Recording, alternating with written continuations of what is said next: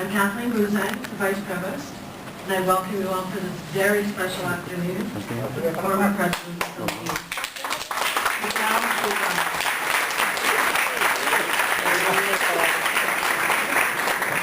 I'd like to particularly acknowledge the President's daughter, Ms. Angel Ramos, General Jose Magno, Consul General Mario De Leon, and Consul Valdi Patron, who has been very helpful to us in putting this event together, for which we thank him. And also,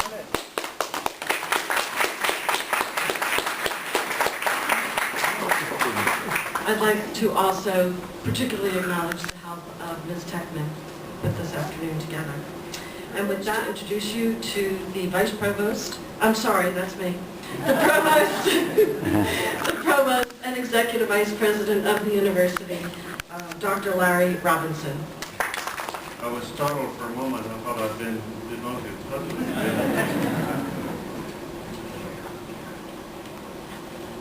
Seton Hall University is pleased and deeply honored to have the privilege and opportunity to host former President of the Philippines, President Ramos, 12th President of the Republic of the Philippines.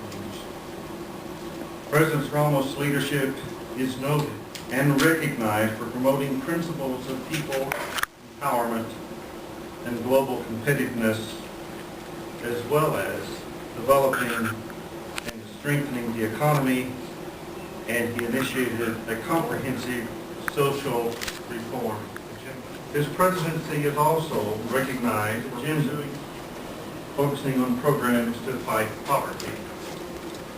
Noted for his peace efforts and many other notable accomplishments. Please join me in giving the Seton Hall University welcome to President on security in the Asia-Pacific region. We're honored to have you, President Ramos.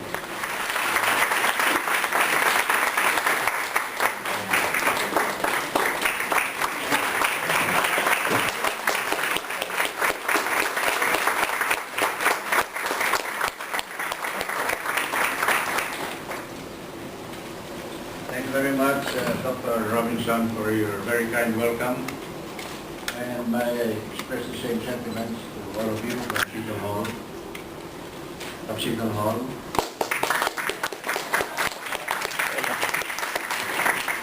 For making us feel at home. We are all back on campus. And it should be that way because, as the saying goes, education is a lifelong learning, right? I believe in that. I'm still learning from my grandchildren. One of them is here. Over there, Jelly, raise your hand. He graduated from the university last year and is now working for the Philippine Intellectual Property Office, which has to do with copyrights.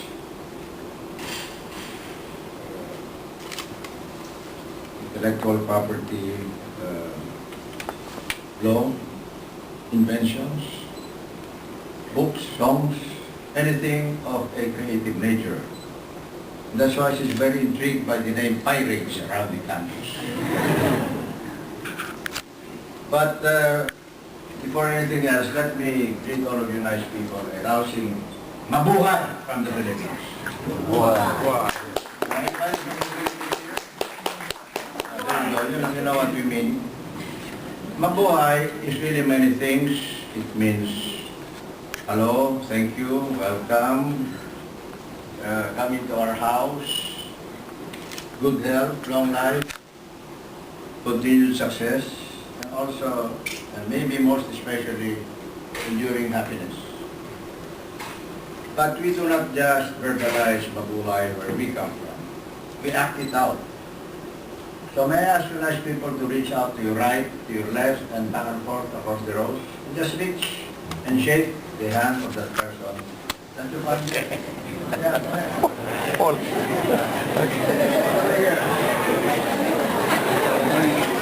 Mabuhay. Mabuhay. Mabuhay. Mabuhay, General. Paul Bersosa. Oh, no. It's really more than just shaking hands. Because you're talking about neighbors, friends, strangers who are friends for the first time. So aside from shaking hands, Filipinos, when they say mabuhay, embrace and kiss each other con todo amor. Go ahead. Embrace each other. Ano po? Is this prohibited by university regulation? Now, in case you forgot, it's done like this. Whatever. Okay. Yes. There you are.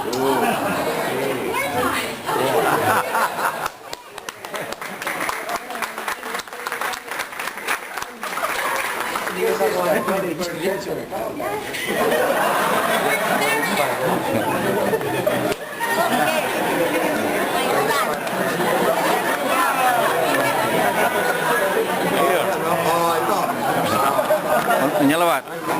No dyan TV di Manila Tapong. Oh, no. Salamat kayo dyan. We teach in our foundation, Ramos Peace and Development Foundation, or RPDEF, these three simple virtues which we hope will add to peace in the world and progress for all. Our motto is caring, sharing, daring. Three little words, but we feel they are universal virtues that should apply to all of us now in the world of the 21st century. Caring and sharing are easy enough to do because people are naturally hospitable, helpful, generous, compassionate, and even forgiving. But daring is something else. It means, really, to give more than to take. Daring means to sacrifice for the common good. And daring also means, and this is especially important in our world of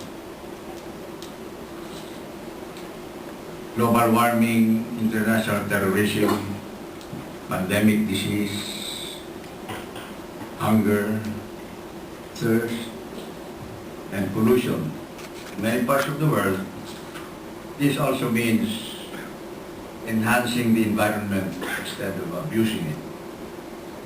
And so that's why we're here today, dear friends. My specific subject,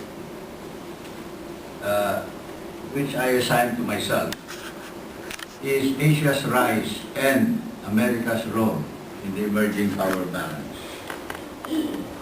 Believe it or not, the distribution of power in the world today is changing in a very basic way. The center of global gravity is moving away from this side. Sorry, Ryan.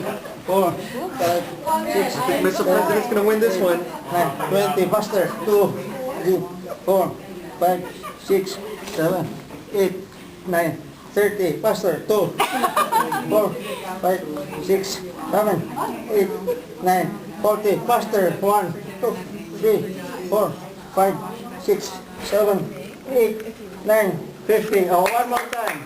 Oh, one more time for good luck. 144.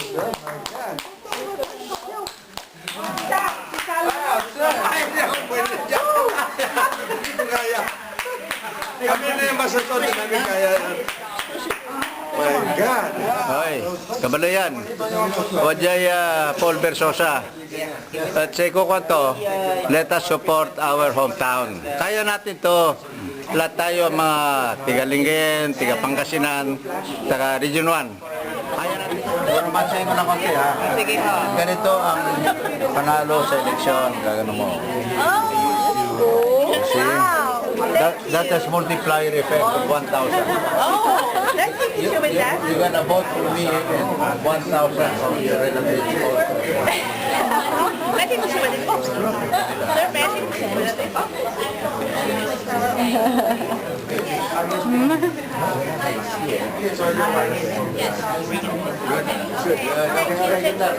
Good.